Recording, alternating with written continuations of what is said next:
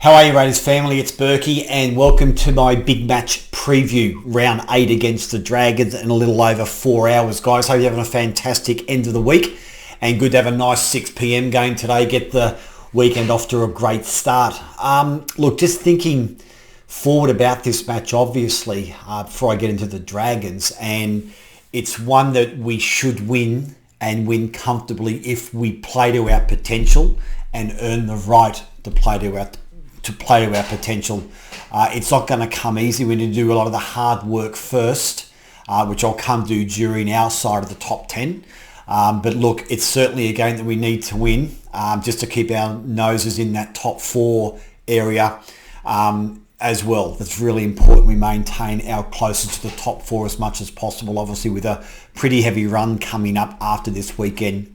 Look, let's dive into the Dragons. Now, before I get into the Dragons, we're going to let them look good if we watch them do what they like to do, which is hit up the middle, hit the edges and so on. So we just can't afford to stand back and watch the Dragons do their thing. We've really got to get up in their face, put pressure on them. They aren't a very good side under pressure.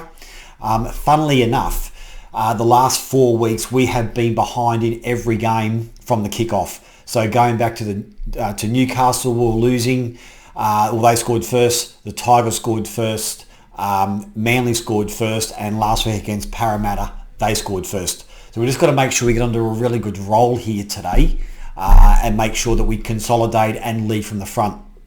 But look, let's get into the Dragons. Number 1, I've gone for Matt Duffy. Now, I don't think he's one of Paul McGregor's favourite players.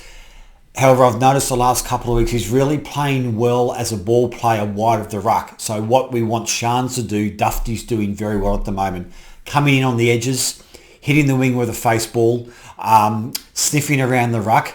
But he's just giving those other guys around him some ball playing options, which just adds another layer where you have a fullback that can do that type of thing for you. It just gives you more volume in attack when you're not just relying on your halves. So Duffy's certainly a worry. Late in the half first and late in the second half, he'll probably go away from his ball playing a lot, but he'll be sniffing around the middle for an offload, which I'll cover shortly. So we've really got to be on our mettle with Duffy. He's super quick. So we've got to make sure around the ruck those middles are nice and tight and compressed, especially with him floating around the ball. But he's definitely a worry to us. Number 2, I've gone for Corey Norman and Ben Hunt.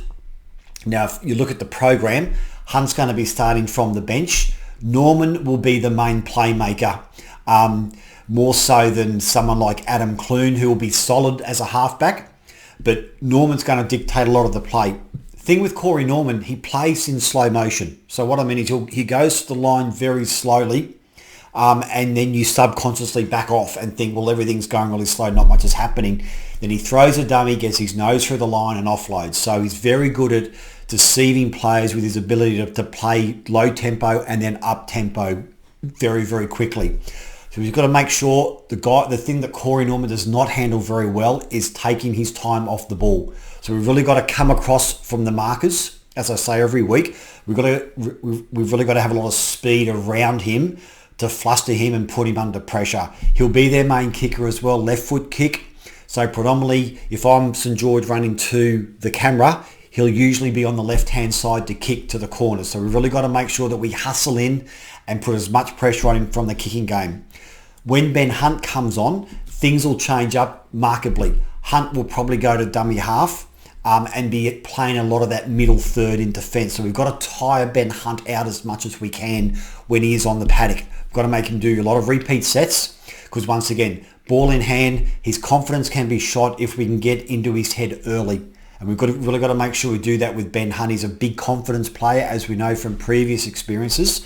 So we've got to get into his head, talk to him, and get up in his face and give him no time with the ball. He'll probably play dummy half. He's deceptively good out of dummy half, throws a nice dummy and goes straight down the middle. So we've got to make sure, once again, our defence is nice and compressed with Ben Hunt on the field after about 25-30 minutes. Number 4, I've gone for Tyson Frizzell and Trent Merrin. I've put them jointly because they do get a fair bit of second phase play going. As we're now seeing, offloads are becoming critical to sides and wearing them down. So Frizzell and Merrin do have very good offloads in them. Merrin particularly turns and twists his body very well for a one-arm offload. Frizzell usually likes to hit the hole and go over the top. So we just got to make sure that we have confidence in the players making the tackle 2 at a time, not 4 or 5 in a tackle where they can get the ball away and hit the edges where the holes will be. So those two are a real worry with these second phase plays for the Dragons. Let's come to us. We're back at home. Number 5, we are back at home. It's great for the players that can sleep in their own beds all week, obviously, which they usually do, but they haven't had to go to an airport and get on a plane or a bus, and subconsciously that's probably worn them out a little bit through the course of the year since the restart. But we're back at home, so that's a real bonus to our guys. We're a 6 to 10 point better side at home with a fair few of our home supporters. I don't know how many will turn up, but we should get a good, 6,000-8,000 there with COVID restrictions. But it's so good that we're back at home in our own locker room, getting prepped in our own environment, hearing the crowd. The Viking clap will be back there. So just those little 1%ers from an outside influence do make a massive difference. So it's exciting for the players as much as the supporters that we're back at home to play this game. Number 6, I've gone for good old Oldie. So to have Michael Oldfield come in, who's just a calming influence to everyone, does his job really well. Good thing about Oldie, he's a very good player. He's strong up top, solid in defence, can hit a hole, back up support play. The only probably thing that's going to be his downfall, because there's no Mounties, is just that game time. He hasn't played a game this year, I don't think, at all. So that's going to be one issue where he might be a bit lacking early. He'll be blowing a bit hard.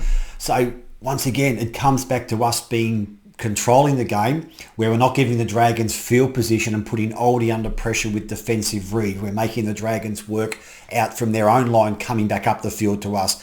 But to have a Michael Oldfield in your side, who's just a real steady influence to the guys like Bailey and Nick and Shans, it's a bonus for us. It's an absolute bonus.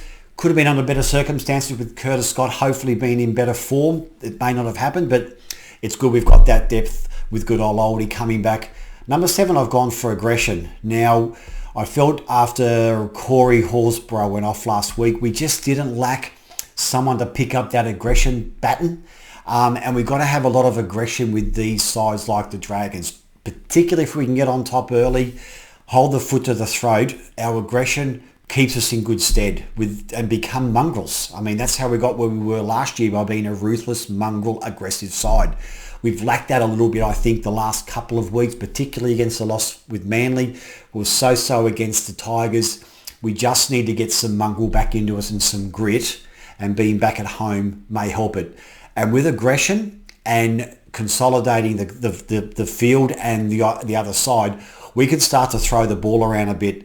We've got a fantastic attacking side, but we just seem to be a little bit in our shell at the moment. Our attack has not been as fluid as possible. If we have aggression and can dominate St George, I think we really need to up our attacking skills today a hell of a lot.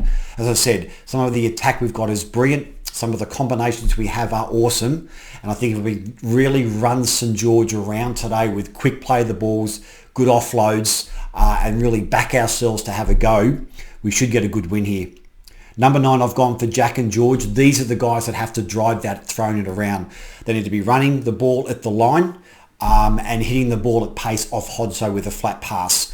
They can't be standing still. And if those guys are going forward, Jared, Elliott, Oldie, Bailey, Hudson Young, Elliott, I said Elliott, and so on, will go forward with momentum and in numbers. If we can get numbers on St George, particularly with our attack, they'll crumble. We've just got to make sure that we back Jack and George to run the ball as much as they can.